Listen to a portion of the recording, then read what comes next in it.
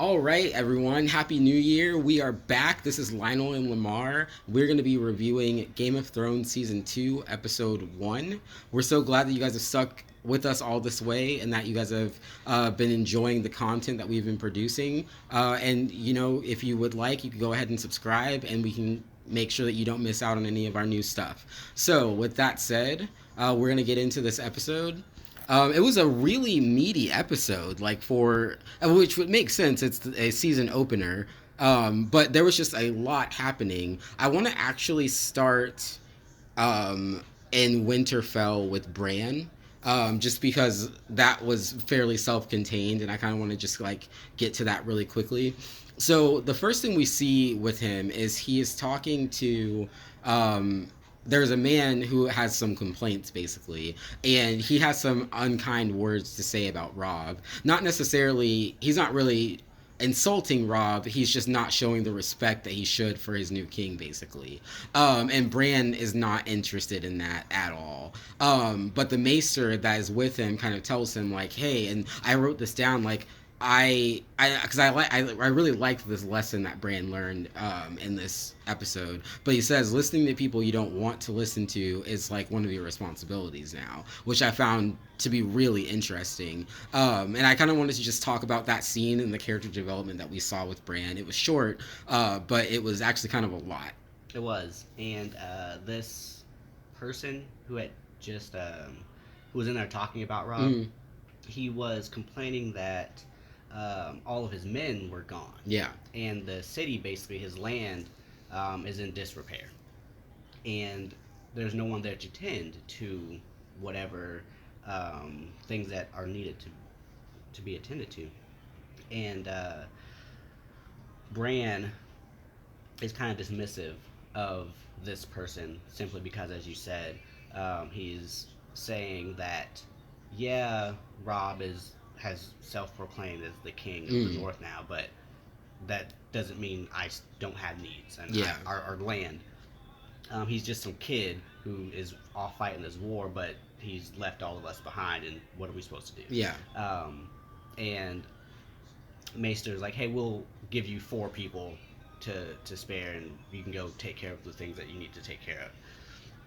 And Bran is, again, digging in this desk, as he was doing the first time he was getting taught a lesson by Maester Luwin.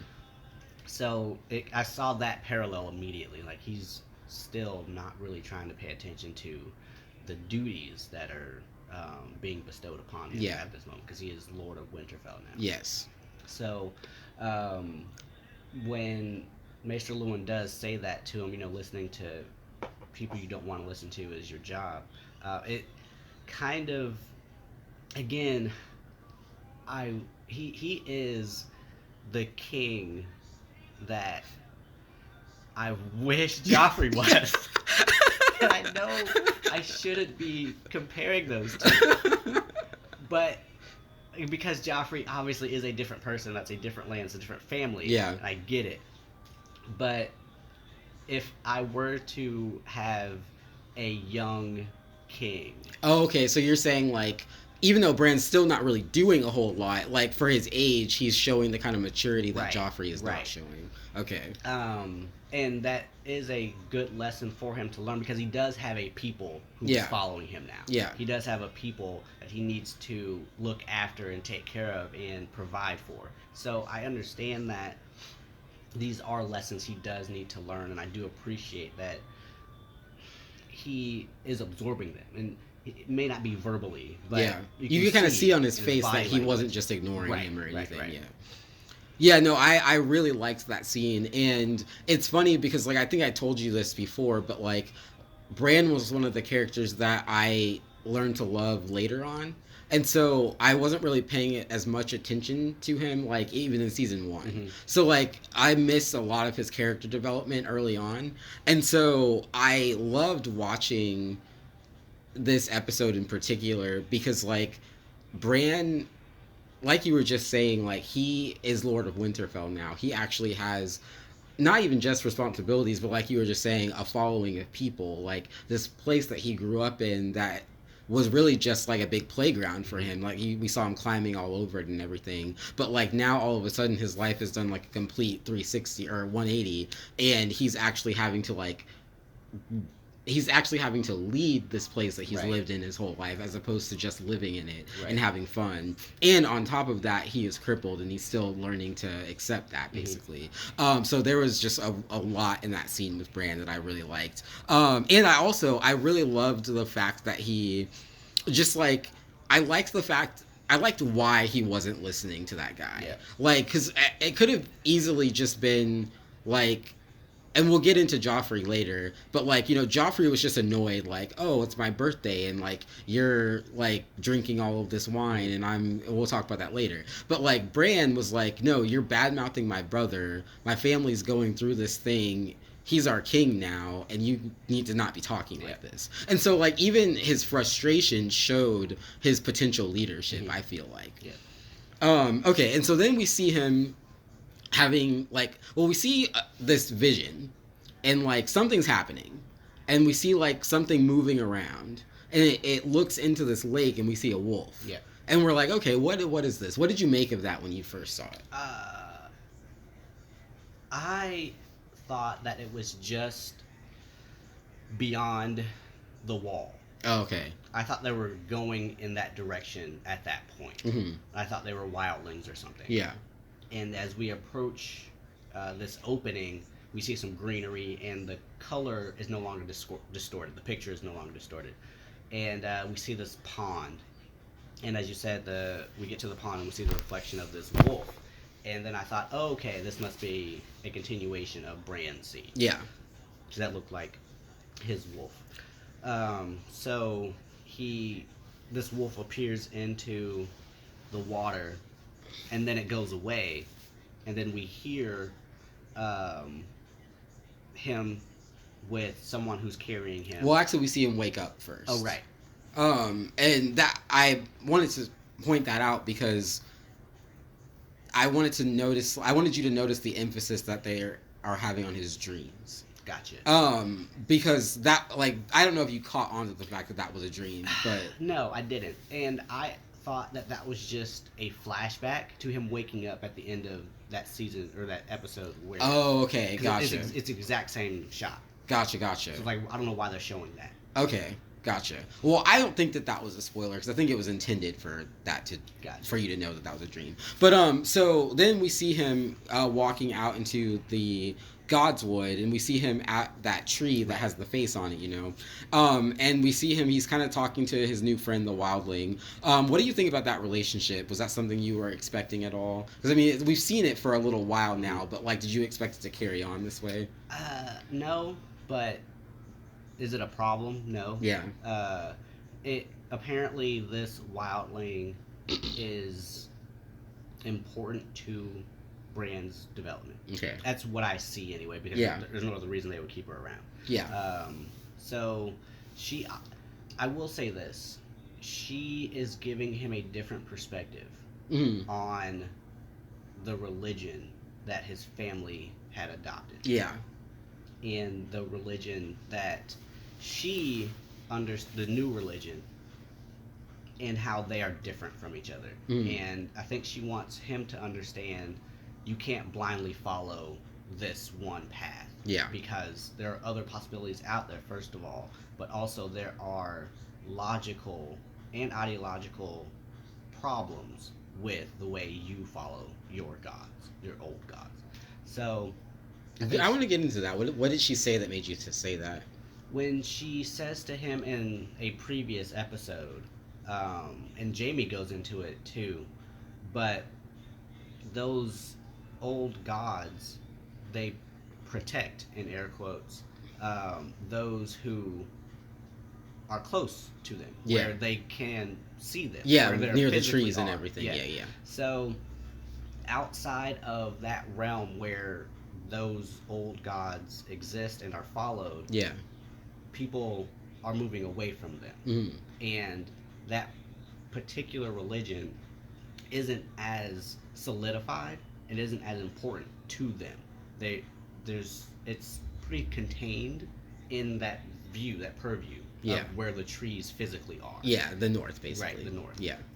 So it's different outside. Life is different outside the north. Oh, so she was trying to get him to. You're saying that she's not only giving him the perspective of like what things are where she comes from, but also telling him like, you know, in the South, like your family might be having these problems because the old gods aren't down there and stuff like that. Okay, yeah, no, that totally makes sense. And yeah, that is really good for Bran because like as we were just talking about with his world changing, so is also his world view, and he probably like at this point doesn't really understand how he got crippled or why he got crippled or like what he saw that like caused that or anything. Like he has no idea. He just knows that his life is way different now, and she's giving him some interesting perspectives on that. Yeah, for sure. But yeah, so they talk about this comet that they see in the sky, and Bran has heard from other people around, and she's heard a couple things too, but Bran has heard that it symbolizes a victory for Robb. And also I think, and then the wildling says, her name's Osha. Osha says, other people are saying that it symbolizes your father's death, but what it really symbolizes is dragons. And so it's interesting because we get into a lot of these like different perspectives from around like the country and around the world about what certain things mean and what certain omens are or are not. And so I just found that really interesting because Bran like seemed fairly sure of himself. He was like, no, this is good. This is a good comment. She's like, you don't know what you're talking about. So it's just interesting to see him getting like seeing life from new perspectives, I guess. But yeah, is there anything else you had to say about Bran before we move? While they're having that conversation, he is peering into that same pond that Wolf was in his dream, and he's looking at it kind of what looked to me introspectively while he's also having this other conversation, but it seemed like he was thinking about something else. And he splashes away at the water just to be wondering, you know, I wonder if that wolf will come back. Why did I see that wolf? I don't know. That's what it looked. It looked like he wasn't really. Yeah, he might have been remembering what he had dreamt about. And also, like you said, he was just like done with that conversation he was having. But yeah, and that's another thing that I really like about Bran, and I relate to about Bran actually, is like the idea of like all of the and I mean everyone can relate to this, but like all of the responsibilities that a person has as opposed or like juxtaposed next to their like internal world. And I think Bran represents that really well. Okay, so then I want to actually go and I want to talk about Daenerys. We find her in like the desert basically. And she has like what's left of her Khalasar. We see her feeding her dragons and like, or attempting to, and talking to her friend about how her brother didn't know anything about dragons and she doesn't really either, and she doesn't know what they're even supposed to eat. So like, is that kind of a fresh take on the introduction of the dragons? Because it's like, oh yeah, okay, they're dragons now, but then like there are also like real consequences to having these dragons, and like an actual approach that needs to be taken that you probably wouldn't have thought of necessarily. So not only with the dragons, but just everything that you laid out just now, it was really cool to see the repercussions of Daenerys' actions from the previous episode. Yeah. Like, you could see her and that lady she was talking, both had chapped lips, their hair was all a mess, and their clothes were tattered, and you could tell they had been traveling for some time. And you couldn't really get an up-close look at any of the other people, but you could tell that they weren't prepared for this journey. Yeah. Daenerys, she had that great speech, and she has this vision of where she wants to be and where she wants to go and who she wants to be, and what she wants for her people. But in reality, she has no idea what she's doing. Yeah. She has no idea where they're going. And it paralleled to the fact that she doesn't know anything about these dragons. Like, she had this vision. She was like, I'm going to get this thing. I'm going to accomplish this goal. This goal being hatch these dragons. Yeah. Okay, I've hatched these dragons. now what? Yes. So, because she can't feed them. Yeah. So, whatever it is, the next goal with these dragons can't be accomplished if they're dead of starvation. Right. So, and I guess that's why I wanted to bring it up, because it's so funny that like the fact that even possibility exists is so hilarious. That it's like, yes, we got the dragons, but they're dead because she can't feed them. and again, she also can't provide for her people. Yeah. And I think those two things were illustrated in that little scene that we got. Yeah. Okay, yeah, for sure. I really like that scene too, for the same reasons actually, because it's like it was the first time that we properly saw Daenerys without Drogo. Yeah. And we saw her without Drogo before, but she had Viserys, and she was kind of going along with his plan.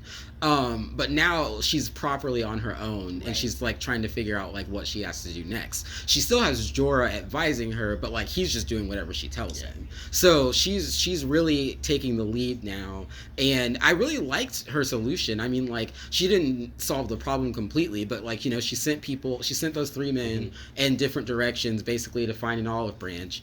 And so we'll see how that plays out. But yeah, I just wanted to get your opinions on her strength, because he even said be their strength, you know. And so like I wanted to get your opinion on that. Do you think that she is fit to lead these people? Do you think that she's got it under control? I don't believe she has it under control. I believe that, or do you believe she has it in her, I guess is what I believe she has it in her, and I think that she says this back to Jorah when he says be my strength. She says as you are mine. Yeah. So with some guidance, I'm sure that she can become the Khaleesi and the leader that she wants to be for her people. But right now, she took the step too fast. Oh, okay. So she probably needed some preparation first. She probably needed more knowledge, more wisdom about what it is she's going to be doing. Yeah. Before plunging all these other people into this unknown that she is in right now. But do I think she's going to fall flat on her face and all of them die? Not necessarily. Yeah. And I also don't believe that her as a character deserves that at this point. So I'm willing to... Did Ned deserve it, though? Of course Ned. Why would you even do that? I said that I was 85% over it. That means there's 15% saltiness left. Sorry. Rude.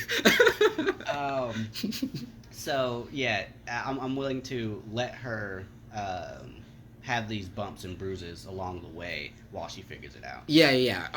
I totally agree with that. And just like you were saying with like as far as like how she kind of plunged all of those people into the deep with her, like it's interesting because when you really think about it, she's just this like silver-haired person that just kind of came out of nowhere, married their leader, and then their leader died, which is why half of them left. But the ones who stayed are just like, she just displayed some impressive powers, but we still don't know what she can do. And so she's still like at a very uneven like place with these people. And the fact that they're following her, like, it's different. Like, her and Bran both kind of came into the same position, but like it's different because the people that are following Bran have followed his family for generations. But Daenerys has just adopted these people who had nowhere else to go and chose her over what was actually familiar to them, what they have lived their whole lives. They chose to follow her instead. So they're gambling quite a bit on her, you know? And so she's got even more, I think, honestly, she's got a lot more to prove. At this point. Because she's an outsider, like you were saying. And just like the people that like she's got depending on her, like, don't have any reason to be other than they are in awe of her, you know? And they took a leap of faith with her. That's what I was trying to say. So hopefully that pans out. Okay, anything else on Daenerys? Nope. Okay. No, I lied. I'm sorry, the comment. Oh, yeah. Because it panned right over to Daenerys right after that. And I don't know necessarily that they talked about the comment. I think Jaime talks about it later. But if what that wildling said was true, that the comet represents dragons, I thought it was interesting that Daenerys didn't notice the comet and didn't rejoice in the comet appearing. Oh, okay. If that's what it means. Yeah. So it just kind of illustrates how all these superstitions. This episode was heavy on superstitions, actually. Yeah, yeah.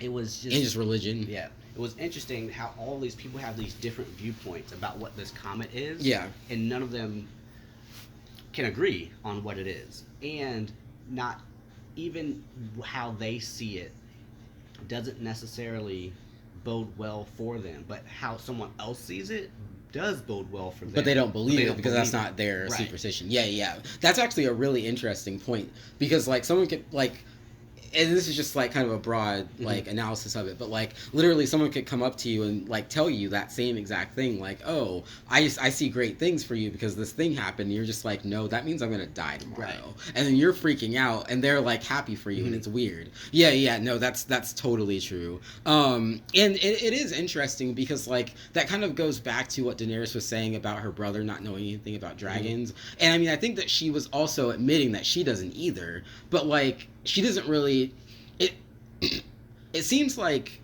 and this is how I felt at the beginning, and I kind of always felt like this with her, but like it seems like or at least the way that she's presented, it seems like she knows less about everything than everybody else. And I don't know if you get that impression from her, but like it seems like of all of the characters who are learning, like other characters have to learn how to like cope and adjust, I feel like, but it seems like Daenerys is like having to learn just literally everything at once. To me, it feels that way because she is literally in a new place. Yeah. So I think and in a completely different culture too, with new people. Like, but I mean, like even like and I guess that, but like even like where she wants to go, she doesn't know anything about, you know? Like, she doesn't know much about Westeros except for what she learned from her brother, and she's kind of already starting to understand that, like, not everything she learned from her brother was true. So that's kind of what I was getting at. And I think a lot of the knowledge that she has, even besides that, that's specifically about the dragons, it's kind of just lore that she has, and not experience knowledge that she has with. Like, these are things she's read about or she's heard about or stories that have been passed down, but not necessarily firsthand knowledge of what it is to have these dragons. Yeah, and I feel like that makes what she's doing all that more impressive. Just like the fact that even when Drogo was alive, she was able to win him over and his Khalasar over just with her grace and how well she carried herself and like how assertive she was. Even though it got her into trouble and arguably is kind of why Drogo died. But like it's just interesting to show how she can so quickly adapt to these situations and take charge of them. I feel like that says a lot about who she is. Okay, so now I want to go to actually the beginning of the episode back in King's Landing. We see Sansa and Joffrey at Joffrey's name day celebration, and Joffrey's just being the awful human being that he is, and he sees this person named Dantos, and he is like a drunk. He's been drinking a lot already at the start of this celebration. I think he said he's had like 2 drinks. And Joffrey, I think that was too many. And so Joffrey decides like, okay, I'm going to have them pour all this wine down your throat until you choke to death, basically. And so Sansa steps in and is like, oh no, you can't do that. And he's like, are you really doing this right now? Because I chopped your dad's head off. So, like, are you going to tell me what I can do? And so Sansa notices that, though, and she understands, like, wait, she remembers, like, oh, this is who I'm dealing with. This person's crazy, and I am, like, inches away from dying, possibly. So she changes it up a little bit. She says, for your sake, you can't do that, because it's bad luck. And the Hound jumps in. That was the Hound. I don't know if you know his name. The Hound jumps in and he's like, yes, you reap what you sow on your name day for the rest of the year, basically. And that, like, dissuades Joffrey, and he says, I'll just kill him tomorrow. And Sansa's like, actually, he doesn't even deserve that.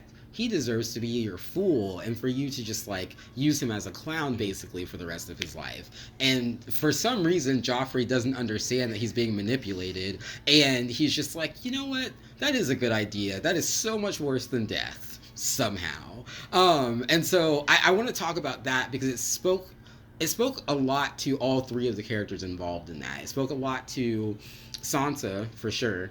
It spoke a lot about how dumb Joffrey is, and it even spoke a little bit about the Hound and what kind of person he is. So just go wild with that. I'll start with the Hound, and that part didn't surprise me. Okay.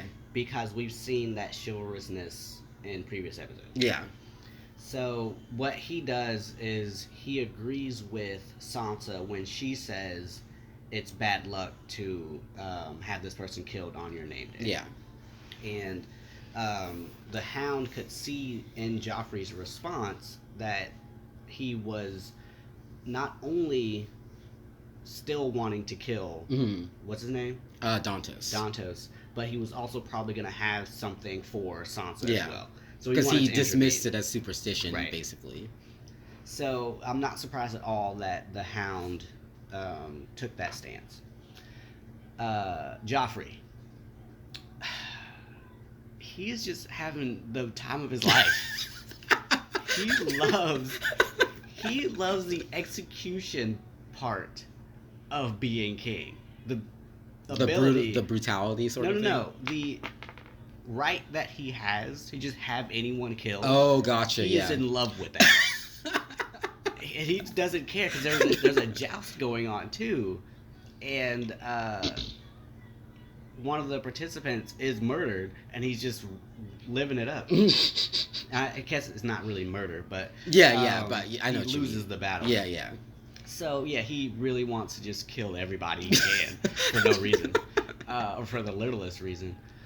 So, to hear him change his mind because two people said, oh, don't do that. Yeah. Like, what?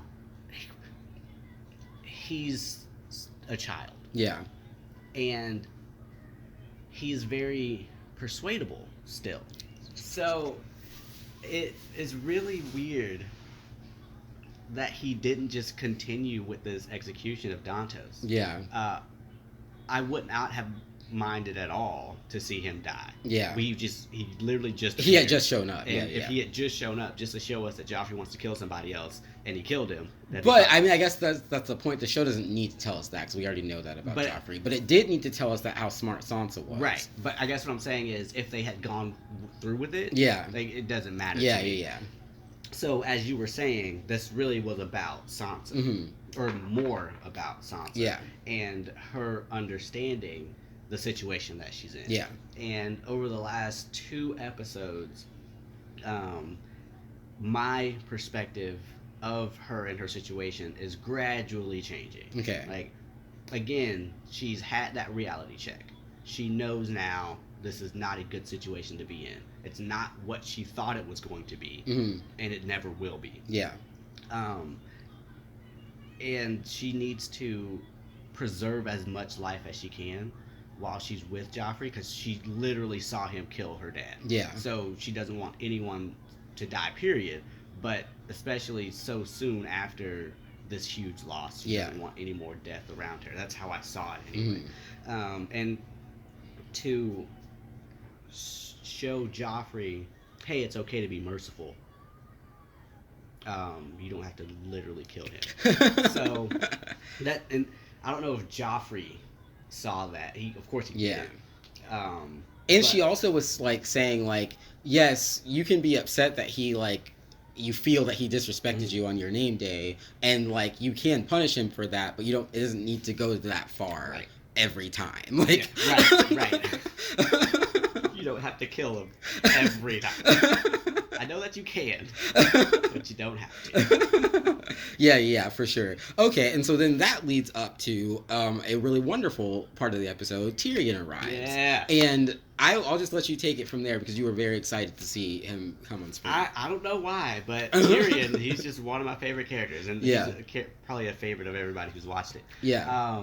But he walks in right after that discussion about Dantos becoming Joffrey's fool. And he introduces himself to the two children that are there. Yeah, Myrcella and Tommen. Those are Joffrey's brother and sister. And he has some kind words with them, all the while kind of dismissing Joffrey. Mm-hmm. And did you notice how anything different about those two? No. Okay. What do you mean? No. Just that they're not Joffrey. Like, that they don't act like that. I thought you meant those two, Tyrion and Joffrey. Oh, gotcha, no.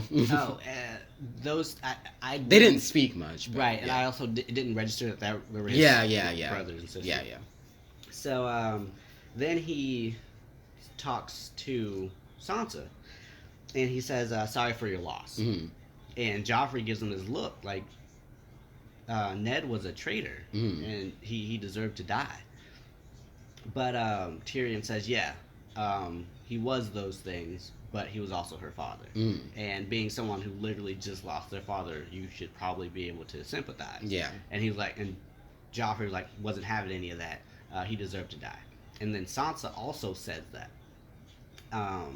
She denounces. Yeah. Her brother, her father, and her whole family who's rebelling against Joffrey right now. And Tyrion gives this look like he is deeply saddened by what she just said. But also, I felt like proud in a way. Did you catch that? I didn't. Oh, okay. I saw he may have been... I think, when I say proud, I mean like, oh, wow, you understand that you have to say stuff like this. Yeah. So, he's like, he feels bad for Sansa in the situation that she is in, because this didn't have to go this far if Joffrey hadn't killed Ned. Yeah. And he says that later on in the episode. So, he's dusty for some reason. It may have just been because of the travel, but his armor is dirty and his face is too. I didn't understand what that was, but it's fine. It was just, I just noticed it. Yeah. So as he's walking away, Joffrey says to him, why are you here? as an afterthought. Like, oh, that's just odd. Yeah. And Joffrey just keeps walking. I thought that was funny. Yeah, no, for sure. It was really, because, like, Joffrey's looking around like, wait, what's going on? Yeah. But then, like, he's too stupid to figure it out. But it's just really hilarious that Tyrion's like, I don't owe this person an explanation. Right. Like, he's really dumb. Okay, so then I want to talk about that little interaction with Cersei and Tyrion when he comes into the small council meeting. Because that was, first of all, hilarious, and second of all, just, like, really informative. So he comes into the small council meeting, and he presents the letter from Tywin saying that he's been the hand of the king in his father's stead. And so Cersei basically is just like, okay, everyone needs to leave because I need to deal with this nonsense. And so I just want to talk about that conversation and what you thought about really, I think for the first time getting to see the brother-sister dynamic of Tyrion and Cersei, because we've never seen them have like an intimate conversation like that, I don't think. So in the previous episode, we see Tywin send Tyrion to King's Landing. And so that he can look over the operation there. Yeah. And it was implied, and I even said, we discussed in the review, that Tywin doesn't like the way things are going and how Cersei is going about that rule. And that's exactly what Tyrion says to Cersei. He says, the reason that I'm here is your fault. Yeah. I'm only here because our father doesn't trust you. And Cersei says, I didn't do anything. And Tyrion says, exactly.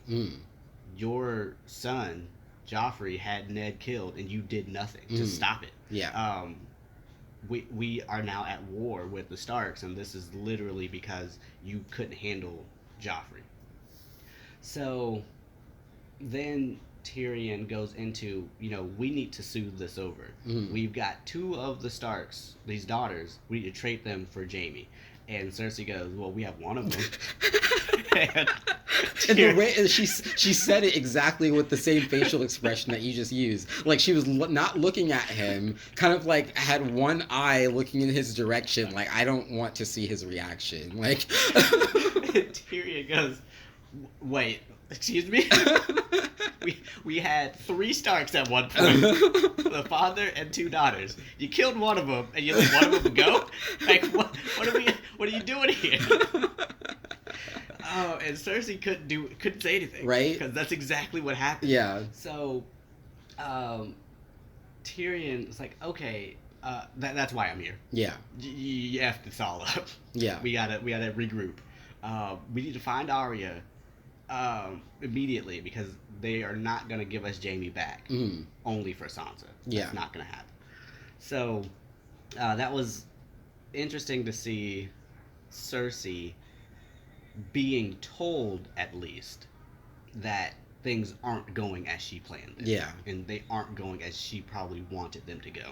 Yeah, for sure. And like, the thing I liked about that scene, and aside from what we already talked about, but like, and Tyrion says this at the end. He's like, how does it feel to be the disappointing child? And you can see through the entire interaction, like, Tyrion's kind of inner struggle of like, I want to be freaked out because of what this means for our family, but I'm so glad that it's your fault, right. You know? So, like, I really enjoyed seeing that happen in his face, because, like, he was very, like, happy, but, like, freaked out at the same time, and it was really funny. And then also just, like, the idea of, like, he's her little brother that she's never thought anything of, basically, and I mean, I guess it's like, to me, it's easy to not be able to tell which one of them's older, just because, like, as far as the actors go, you can't tell. And so it's interesting to see this, like, big brother or big sister, little brother dynamic, and, like, you know, the little brother kind of getting the upper hand for a second is kind of funny.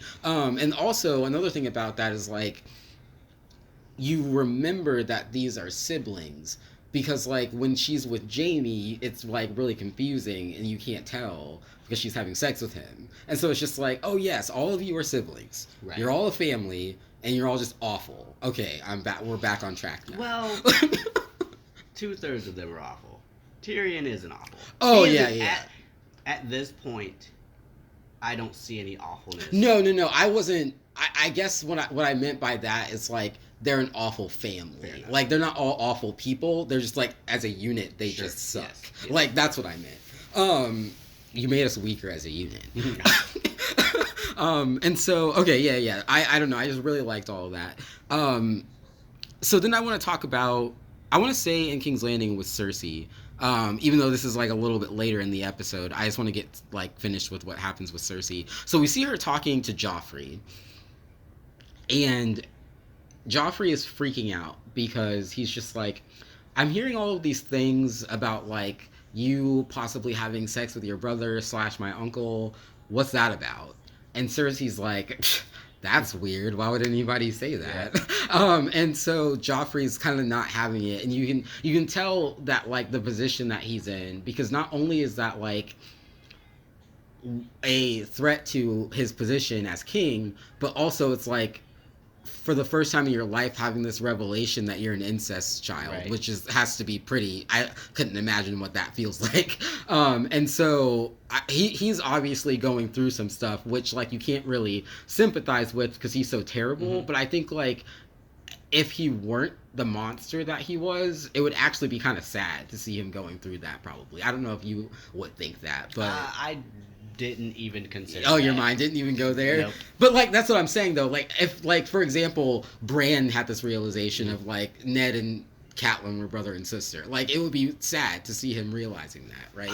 It would be sad in general for everybody. Like, because that would also give us new information that we haven't had for 10 episodes, that the Starks just have sex with each other and are having incest babies.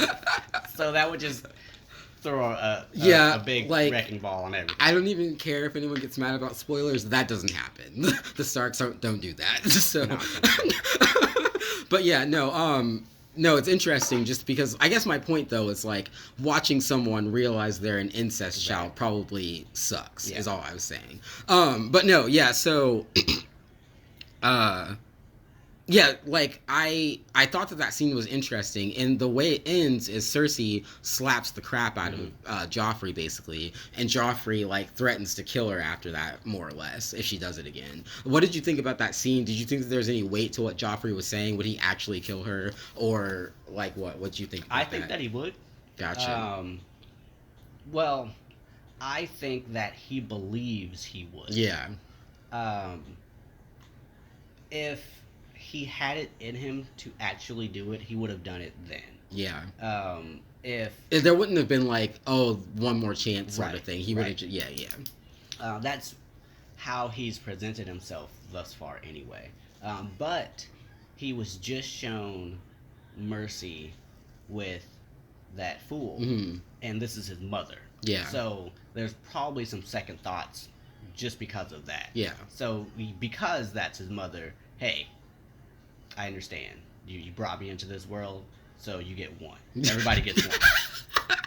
And this was it. Hit me again, and your head's gonna be on a pike. Yeah. So. But yeah, and I guess that was what I was saying, because like I kind of felt that way too. But I wanted to know like if you believed, and you kind of answered this already, but like if you believed that if she did hit him again, would he actually do anything? Because I personally don't. But again, I believe at this moment he at least wants to give off the impression. Yeah, he's trying to project strength, and that was just the way that he. And you could see on Cersei's face that she was like, "You might be serious. I can't really tell." Yeah. Like, there was definitely some concern. Yeah, I mean, you actually saw it as soon as she slapped him. Like, she even before he said anything, she was like, "I shouldn't have done that." But like, it was funny because it was like, you disrespected me, you child. I need to slap you, but at the same time, I should not have slapped the king. Too late. So. Right? Exactly. It was really funny. I liked it a lot. Okay, so then the last thing that happens with Cersei, which is pretty interesting, we see her talking to Littlefinger. And they're having this cheeky conversation, and she starts it for no reason, and starts talking about his unrequited love with Catelyn Stark, basically. And Littlefinger is just like, okay, all right, we're gonna play this game. And so he's like, I've noticed that people develop awkward situations with even their brothers and sisters sometimes. That conversation kind of devolves even further, where Littlefinger says something that rich and prominent families often forget is that knowledge is power, basically saying like, I know this about you and I'm going to use it against you, is what he was saying. That was the subtext. And so Cersei understood that subtext, and it's just like, you know what? Slit this guy's throat. Let's just do this really quick. Let's just get this done. And then that kind of ends with her saying, power is power, and being done with it. How did you feel about that? Because I loved that scene, and I loved her mic drop too. Me too. That scene was hilarious, and it kind of put Littlefinger in his place. Yeah. Like, yes, you've weaseled your way into the good graces of me and Joffrey, but understand you're not a part of this family. You're not royalty. You actually are just outside. Yeah. Yeah, we know that you're there, and we're not going to kill you. We don't think that we should kill you. That's the only reason you're not dead. Like, you haven't done anything for us. We don't need you. And just as she showed, I could have you killed at any moment and it not mean a thing to me. So don't sit here and tell me that you have anything over me, because I could just murder you. Yeah.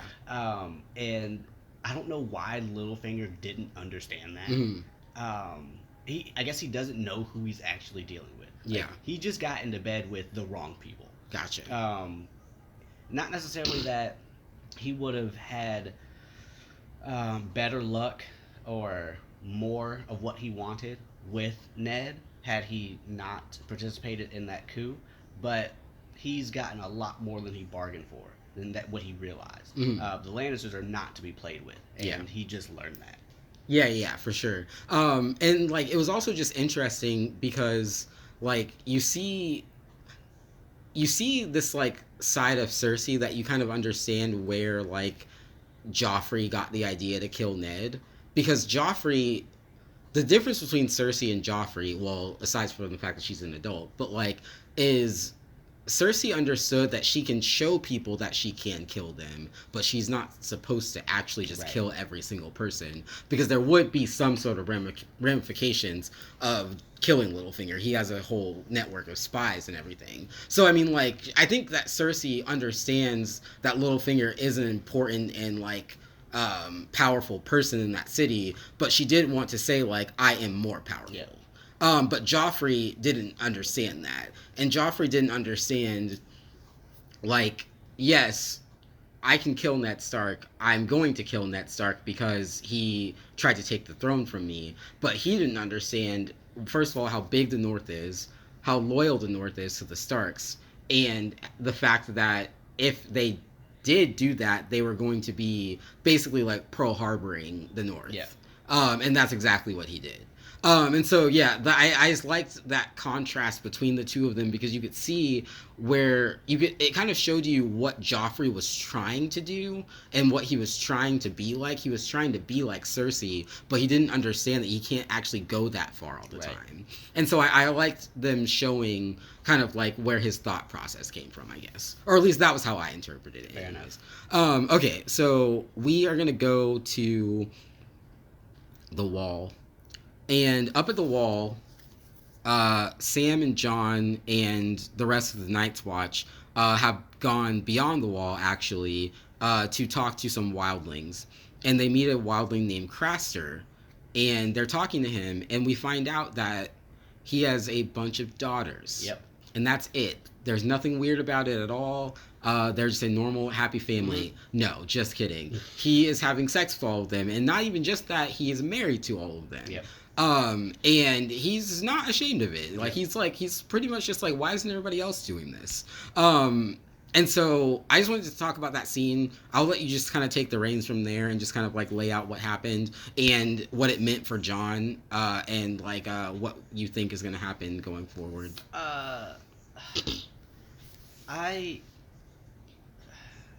He just, so he's north of the Wall, and he's out there by himself essentially with all of these girls, and as you said, they're his daughter wives, and everyone knows this. Well, no, I'm sorry, Sam mentions they're all his daughters, and then someone else mentions they're all his wives, and he marries them, and they give him more daughters. And Jon says, what about his sons? And the show, this episode anyway, doesn't answer that question. But Jon is looking at it from both sides. Like, yeah, this is obviously creepy, but is he also murdering half a population that shouldn't exist in the first place? But where there's something missing here. So they go into this tent where, what's his name again? Craster. They're sitting around this fire, and Mormont and he are having this conversation that he's trying to figure out where Benjen is. And the wildling says, I haven't seen Benjen in 3 years or something like that. I don't know where he is. I don't even like him. Why would you even bring that up? So during this conversation, as Mormont's trying to get information out of, what's the name again? Craster. Craster, he keeps feigning ignorance because he wants stuff. Like, cause I haven't had good wine in a long time. And he says that 3 or 4 times during the conversation before Mormont realizes, oh, okay, yeah, bring him some wine, please. And then he gives him more information. And then they're talking about, they're talking about somebody else who's building this army.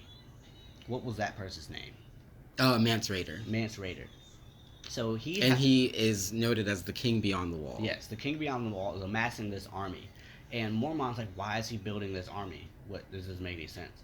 And Craster looks at him and looks at one of the other soldiers, and he says, that's a nice axe. Okay, that's my steel on it. And Mormont's like, okay, give me the axe. And then he hands the axe to Craster. So he takes that as payment, essentially. And he then tells him, you're as far north as you can be. Where else would you march an army? Basically implying he's about to take over or begin sieging lands south of the wall. And Jon, he says something out of line. I forget what it is, but it's disrespectful to Craster. And Craster puts Jon in his place because he's a steward. Like, why are you talking to me right now? Mm-hmm. These are adults. Sit down. And he does. And even Mormont has some words with him after that. Like, you want to be a leader at some point, right? You want to have your own responsibilities and your own duties. In order to be a leader, learn how to follow. And Jon just looks at him like, fine. But I wasn't wrong. But I get it. Get your hand off my throat, please. Mm-hmm. So that... It just seemed... It was so weird. Because, like Jon, I'm trying to figure out... all these girls, they're just trapped here. And they're just... This dude's harem. And no one is gonna stop this. There's no one to stop this. And everyone who could, they don't care. Like, north of the wall, they're just doing their own thing. Yeah. There. So he's just doing this. He's building this family of wives and daughters, and he's just living peacefully. Yeah. Good for him. So the last two things that I want to talk about, we got introduced to a couple of new characters, but most notably Stannis. Stannis Baratheon, who is Renly Baratheon's older brother, Robert's younger brother, and for all intents and purposes, the rightful king. Mm-hmm. So I want to get your thoughts on him, the entire situation that was happening there, like that ritual that we saw. We got introduced to a new deity. I don't know if you caught on to that. And Melisandre, who is the red lady that we saw. Okay. So we're just going to talk about all of that in whatever order you want. Oh my goodness. I struggled. And as the scene progressed, some of the pieces fell into place. But they're on this beach, and there's this group of people, and this lady in red. She's dressed in red. She's got red hair. She has this red amulet around her neck. And there are these statues that are on fire. And it didn't occur to me until the end of that beach scene that those were the 7 gods. Yeah. And they were burning them to denounce that religion. And the lady in red, what's her name? Melisandre. Yeah. She says something to the effect of... There's a story of this king who will draw his sword from the fire. Yeah, he would draw a flaming sword from the fire, and it should be called Lightbringer. The sword is Lightbringer. Yeah. And she looks at Stannis and addresses him by name. Stannis. I keep doing Stannis, that. Really? Is that what we're doing? She looks at Stannis and motions him, your sword is ready for you. So he goes out. From one of these pillars, there's this sword, and he takes it out, and it's on fire. So he takes the sword, and it's weird because he doesn't keep the sword. He stabs it into the sand, and then I notice he has his own sword. So I thought he holstered it. But as the crowd walks away, this advisor to him picks it up. And he has a conversation with this other older guy. And he has it. So I don't know what that sword actually means. Yeah. But these 2 people, what were their names? The 2 advisors? Davos, and I think the other one, I don't know if he had a name or if it was important. And that guy was the older one. Yeah. Okay. So he is trying to convince Davos to let Stannis know this is crazy. Yeah. I don't know who this cult is. Yeah. But we have to cut this out right now. He'll listen to you because, you will tell him the truth. And Davos looks at him like, well, what is that truth? He's the king. I follow him. It may not be where I want him to go, but I have no choice in the matter. But if you've got something for me to tell him, I'll go do it. And the guy doesn't give him an answer, so he walks away. Yeah. So now we're in this tent, this round table, and they're discussing Stannis's mission now to go down to King's Landing and claim the throne, because he understands he's the rightful heir. He knows that Joffrey is Jaime and Cersei's son because Ned told him, and he's the only person that Ned told. And Stannis says that was a mistake. Yeah. Everyone is going to know this. Yeah. So he sends ravens to all of the lands, basically laying out all of this that's been going on. And he, in this letter, as he has the scribe dictating it, he gives Jaime the highest of respect. Like, he says, call him Kingslander, King's Slayer. Well, that wasn't respect.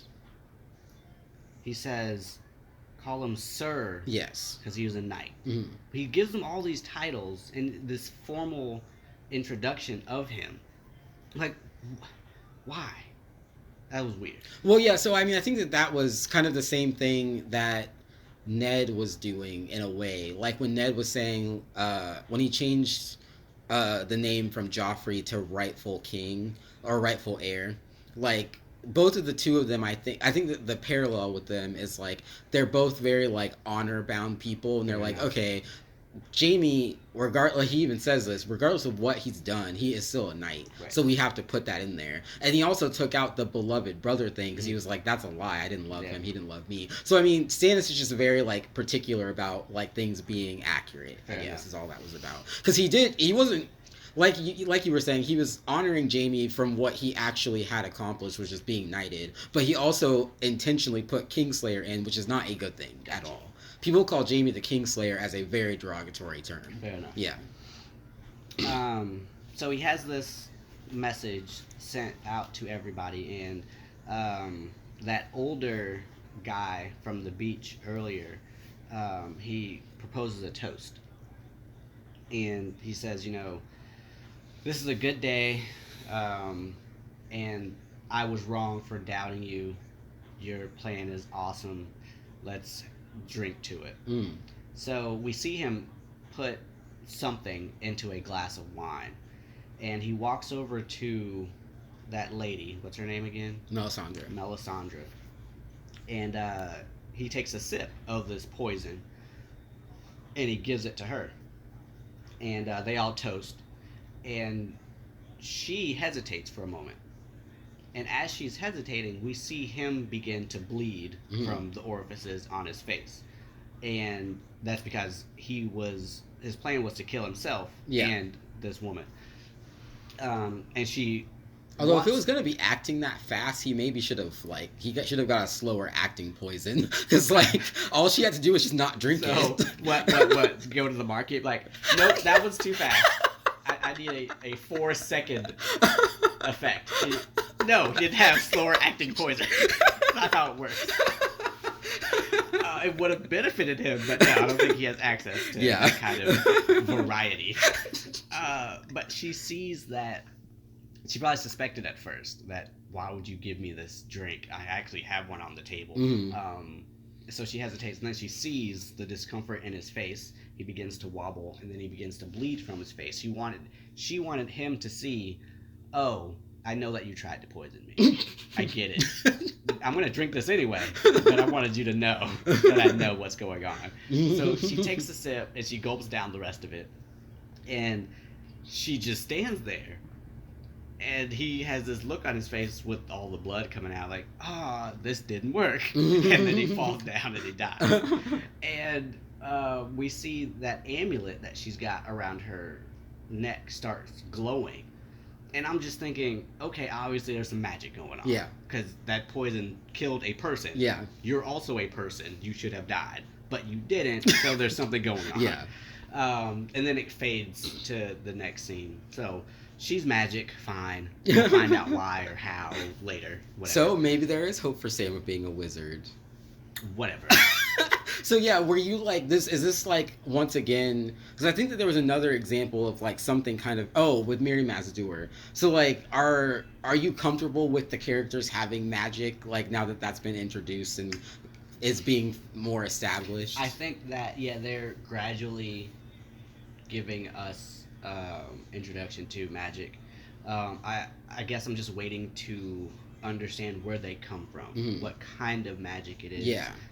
And who is endowed with it. Like, how do you get those powers? Yeah. Are you born with them? Is it something that you subscribe to, like a religion or something like that? Like, and we did see that she was worshiping a religion. She mentioned the Lord of Light. Yeah. And also the guy who tried to poison her was telling everyone, like, you're forsaking the Seven. Like, this god isn't real, basically. So do you think that she's magic, or is that her god is giving her these powers? I don't know. Okay. I think I am more inclined to believe it's magic. Okay. Yeah. And that might just come from being a rational person in the real world. Okay, so 2 more things. I want to talk about... Actually, we'll talk about Robb first, because this conversation kind of with Robb and Jaime kind of leads into the conversation, or into the ending of the story. So we see Robb go to talk to Jaime in the prison cell, and Jaime's like trying to be all cheeky, and it's not working, and it's hilarious. But I wanted to talk about that conversation, and I wanted to talk about like what position do you think... like, I guess, how do you see that shaking out? Because we've seen several people be prisoners at this point. We've seen Tyrion be Catelyn's prisoner, and we saw him escape that. We saw Ned be Cersei's prisoner and not escape that. So let's just talk about this third scenario, and how do you think that's going to go?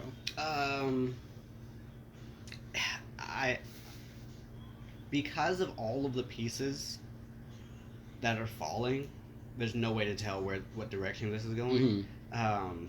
Because Robb, and this is later, but the plan is to trade him for his sisters, plural. Yeah.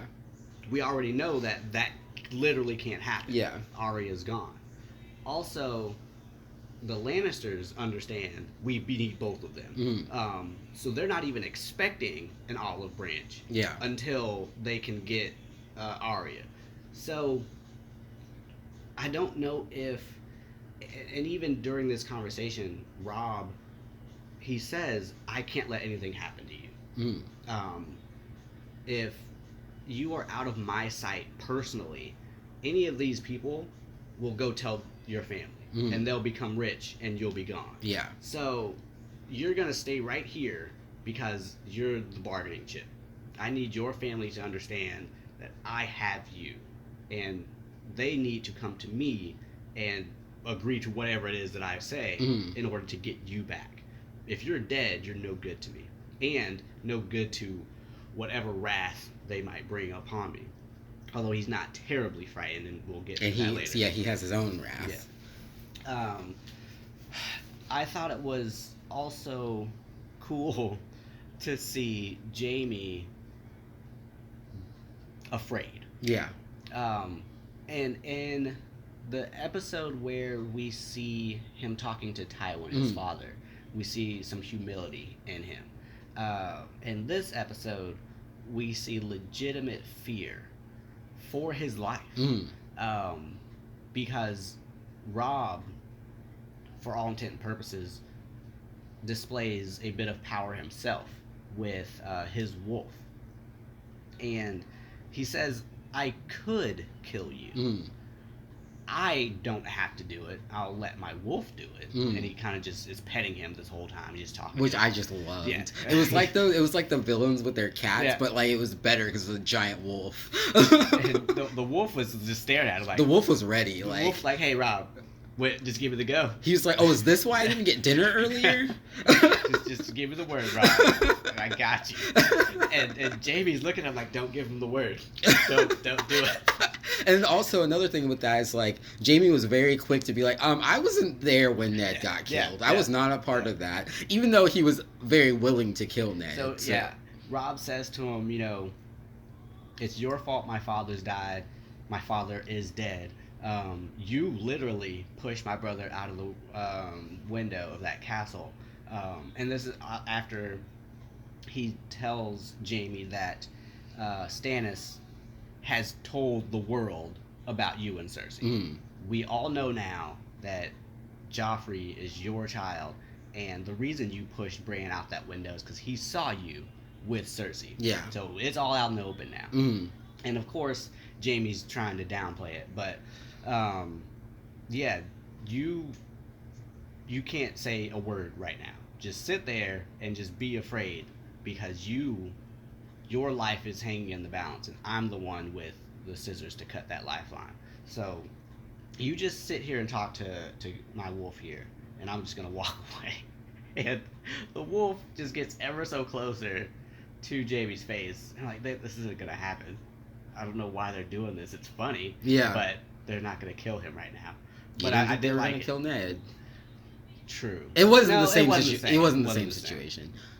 But yeah, no, I totally agree. Although, it was interesting though, because it was like, the show kind of presents these situations where it's like, wow, they're doing some crazy stuff. Maybe they are gonna kill Jaime right now. But then you think about it, and you're like, probably not. But yeah, it's always fun when that or when those like possibilities like present themselves though.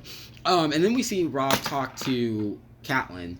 And she wants to go home because she wants to see Bran and Rickon. Right. And she just, I mean, you can tell that she doesn't know what to do right now. She has more composure than, like, say, someone like Daenerys, even though things are kind of falling apart. Sort of similar situations. But, like, I think because she has a family to take care of, she's, like, more, and she's also a lot older than Daenerys is, too. But, we see her really going through a lot of complex emotions. And Robb actually tells her, like, you actually can't go home.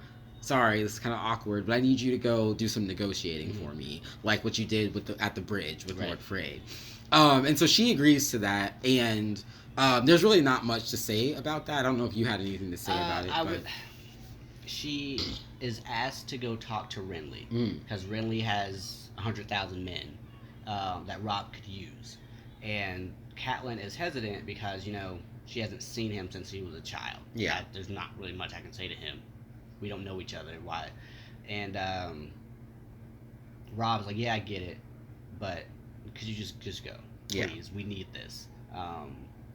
This is a 2-to-1 shot. I mean, our army will be 2-to-1 against the Lannisters if we can have Renly behind us. So it was just more positioning from Robb and him understanding that he does need all of these men, as many men as he can to fight at King's Landing. Okay. And then the last thing that I want to talk about is we see the ending, and it's like really ominous. There's just weird stuff happening. And we end up in Peter Baelish's brothel, and at first it's like, what's happening? Like, what is this scene? Because Littlefinger wasn't there. It was just the whore. And so we were just like, why is this happening? And so then we see them drag this woman out with her baby that we had met before. Actually, I don't know if you remember that was the same girl. And so we see them, and they just straight up murder this baby. And then they straight up murder a bunch of babies and a bunch of teenagers and just a lot of children. And so when did you catch on to what was happening, and how did you feel about that whole situation? I caught on immediately. Oh, okay. So now, did you know, like, I mean, you saw the first baby die. Did you know he was about to kill literally all of them, though? Because okay. The reason that Cersei slaps Joffrey is Joffrey says, how many other women has Robert slept with? After being tired of you. How many other bastards are there in the world? So what I thought as this was happening is, Joffrey just sent out a hit squad to kill all of these bastards who he was asking Cersei about. So did you think he was going to do that even before we saw them approach the baby? No. Oh, okay. Hold on. Yes. when I saw like no, I'm saying like that conversation. Did you think from that conversation? No. When that scene started, I knew that's where that. Oh, okay. I see. Yeah, and I'm on board with it. Yeah, it was really out of nowhere when I first saw it. I was just like, oh, I mean, because we knew Joffrey was like nuts, but like I was like, wow, he's just killing all of these people who, like, I mean, obviously he doesn't think of it that way. They're just threats to the throne, but like realistically, he's like killing like 20 of his siblings. And obviously he doesn't think that way, but I mean, isn't that crazy though? That's what he's doing. No, because he says it. Cersei says to him, anybody will say anything to discredit your claim to the throne. And Joffrey responds, it's not a claim, the throne is mine. Mm-hmm. So if in his head what Cersei said has any kind of truth to it, he's going to squash it. So if there are anybody who thinks they are threats to the throne, who think that they might have a chance, nope, I'm just gonna kill you, and you're just out of the way now. So it's on brand with Joffrey's character. Gotcha. Interesting. Okay. Yeah. All right. Any closing thoughts? There was a lot. That was a really big episode. That was a huge episode. In this episode. But no, they need to slow it down. And this episode was short. It was short, and it had so much in it. Yeah, for sure. All right. Well, thank you guys for joining us again. Remember to leave a like and comment and subscribe. We will see you guys next time for episode 2.